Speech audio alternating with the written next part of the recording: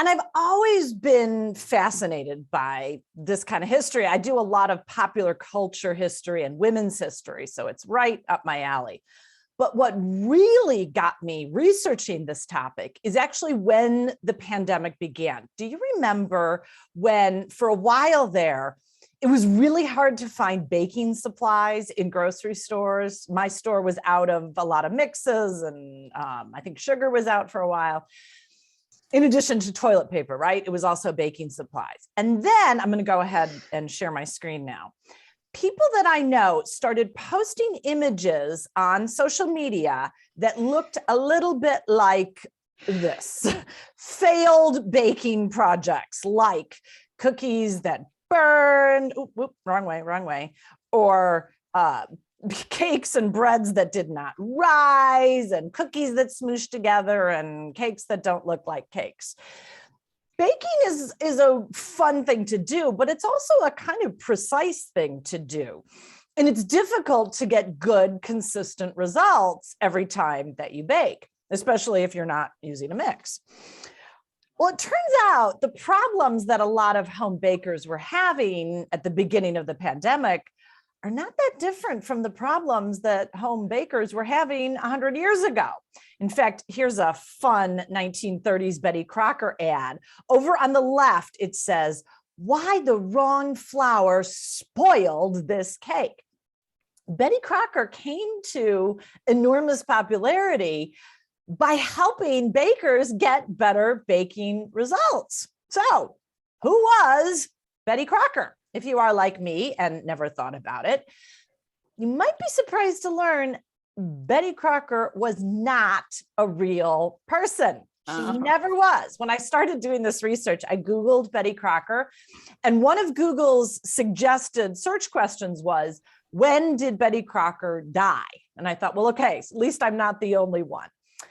Betty Crocker, it turns out, was the birth child of an ad campaign. And it was an ad campaign by this company, the Washburn Crosby Flour Milling Company of Minneapolis.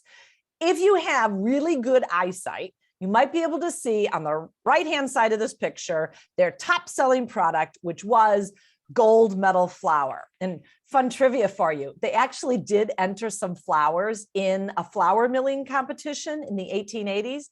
And one of them won a gold medal. That's where the name came from.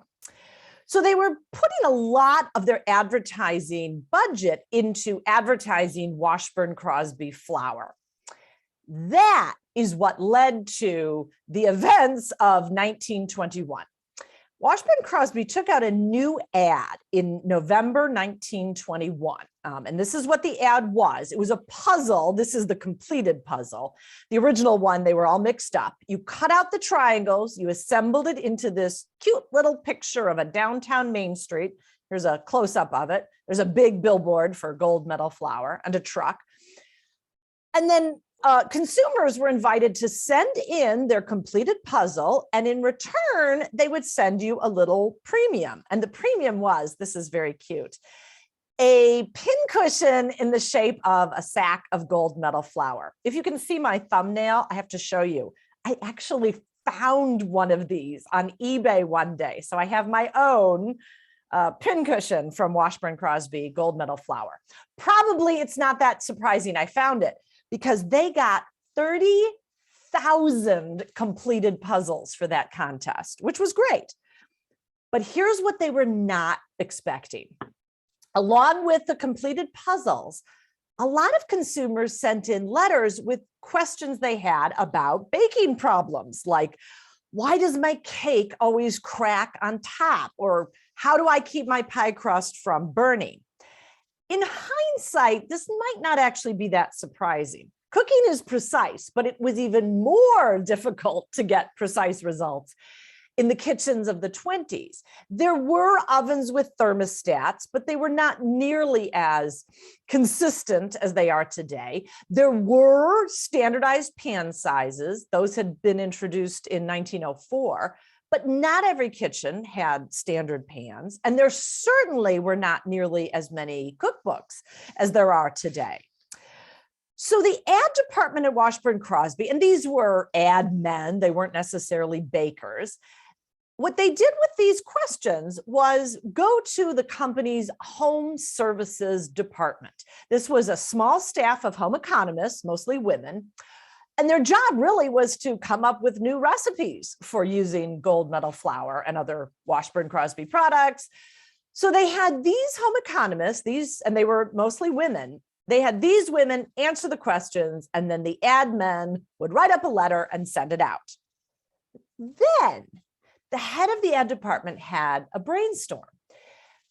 A letter with baking advice coming from an ad executive, that was not the most credible source of advice.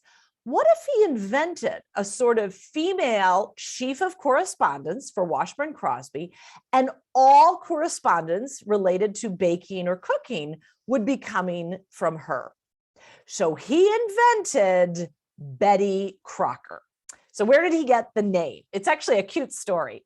The name Crocker was chosen because it was the name of a recently retired board of directors, one of the directors from Washburn Crosby. I'm sure he never thought his name would live on in perpetuity.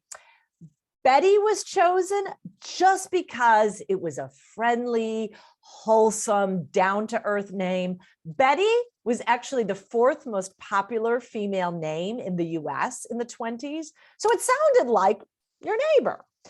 Then he actually had all the female staff at Washburn Crosby come up with what they thought should be Betty Crocker's signature. This is the winning signature. It was a woman named Florence Lindbergh, who I am sure never thought her signature would live on in perpetuity. So pretty